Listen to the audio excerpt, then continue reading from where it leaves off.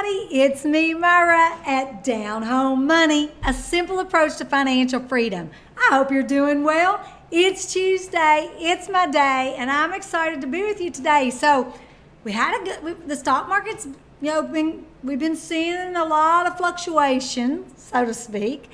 And today I'm going to share with you what I'm buying and why it may be better than buying real estate right now. So based on the dividends that I'm receiving on a monthly basis, I think I like it better than real estate.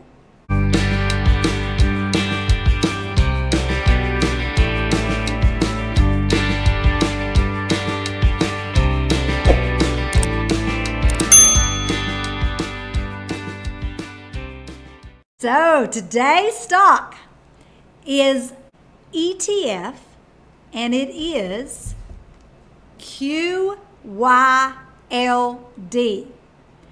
I have been buying quite a bit of QYLD, and I'll share a little bit about what that is. It's a Global X NASDAQ 100 cover call ETF. And I buy it because it pays a monthly dividend. And currently it is throwing off a really great dividend for me. I feel like, when I start comparing real estate with dividend stocks, I always tell people you should have both. So you should diversify and have both, have real estate and have dividend stocks. So I feel like I understand real estate more than anything. I've been doing it over 30 years. And stocks, as a lot of you know that follow my channel, I am learning about every day. So I'm bobbing and weaving. I'm a novice. This is strictly for entertainment purposes, this Down Home Money. This is a passion project. I just want to share with people that, it's truly not how much money you make. It's how much money you keep. And are you buying assets that throw you off a passive income? So my whole life, I've had active income. I sold real estate. I did hair. My first 13 years of life, I did $5 haircuts. Woo! And saved my money, bought rental properties, and it allowed me to have financial freedom on my terms. So what happened is I bought 10 properties, and the 10 properties by the age 33 threw me off about $5,000 a month income. And it allowed me to sell my hair salon and be free. Well, I got bored, so then I got in real estate. My second career was real estate, and I started buying more rental properties. And every time I added a property, I added another tenant and more problems, quite frankly. It's not a passive income if you manage it yourself, and we did. It becomes a passive income when you allow someone else to manage it. So for us, we managed it, and we still manage them, and it's an active income. So I've been looking, and when COVID happened, I started looking for something to do because I was stuck at home and not traveling anymore to my real estate offices. And so I decided, okay, I need to learn this. And I did. I started studying it. I became a student. So one of the stocks I bought was QYLD because I started studying about it. And the reason I like ETFs, exchange traded funds, is because you get a lot of funds in one basket. Instead of just buying Apple or just buying Microsoft, in an ETF, which Microsoft and Apple are both in this one, in this one you have 103 stocks in this ETF, which gives you a little bit of security as far as I'm concerned. Like if Apple has a bad day, maybe Microsoft didn't, vice versa. The way I look at it is that they offset each other. So, but when Apple's down and you just own Apple stock, and I own Apple stock also, then you take a hit. But sometimes when you have ETFs, the other ones prop you up a little bit. So it's not quite as big of a hit. I hope that makes sense. So I think that's why I love ETFs. And I think that's why ETFs have become so popular for building retirement funds with. And index funds. So this particular fund, just to kind of tell you if you don't know, I'm going to read this because I think it's important that I tell you exactly how this states it, because again, I'm a novice. So the Global X NASDAQ 100 Cover Call ETF. So the NASDAQ is the technology, right? And technology's been hit pretty hard, and this is why you need to buy right now, because this stock is almost at its 52-week low. And I think the 52-week low, let's see, I got notes here.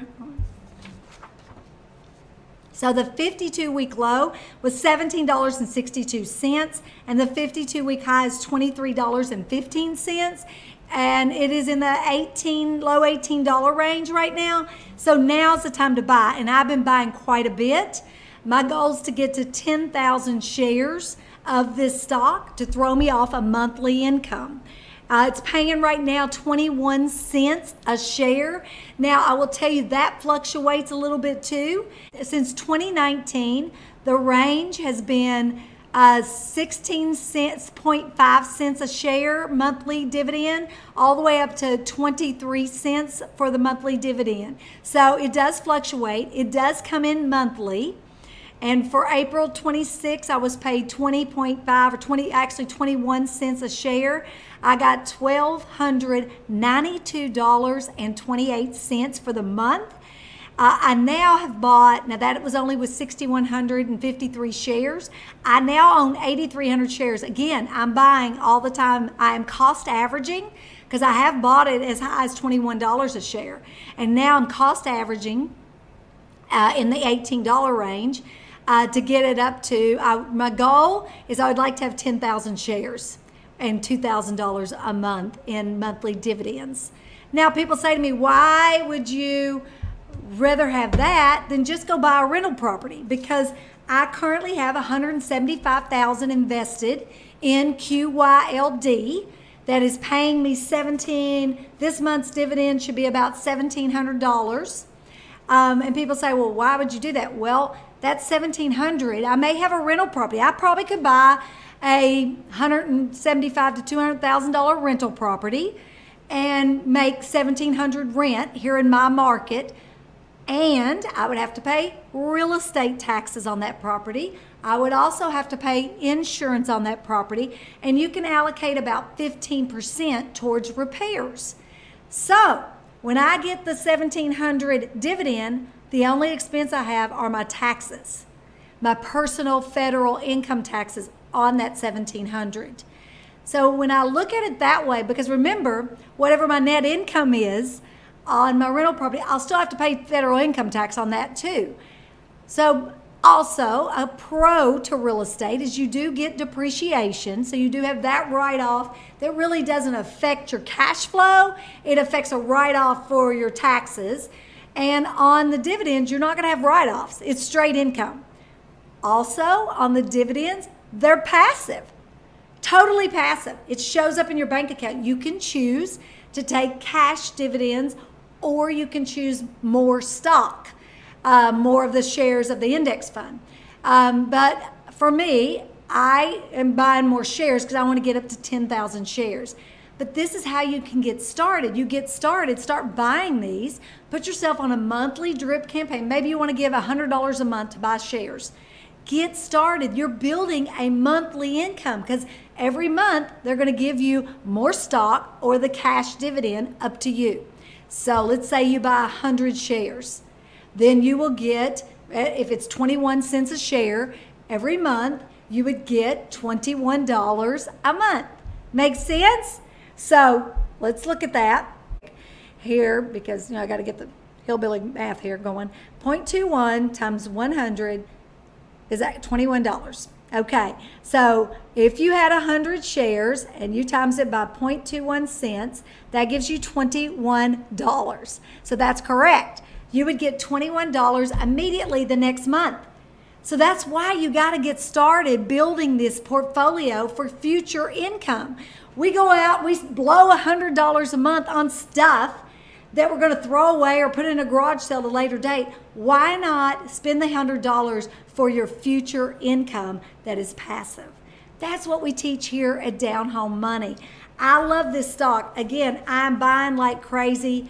I think it's important that you get started. Let me tell you a little bit about QYLD holdings. The number of holdings is 104.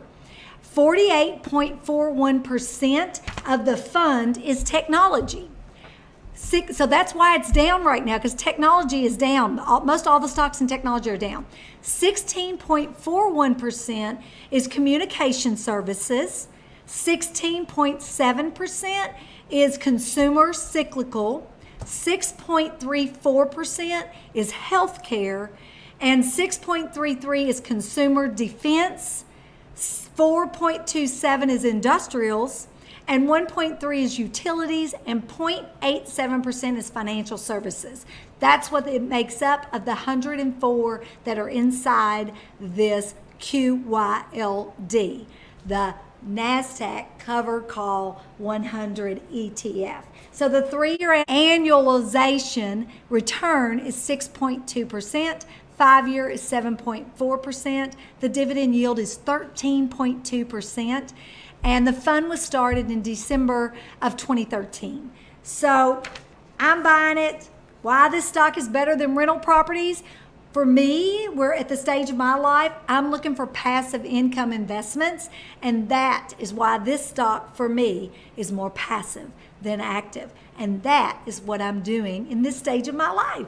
So my goal now is to turn things into bringing me income passively. I've done all the active income.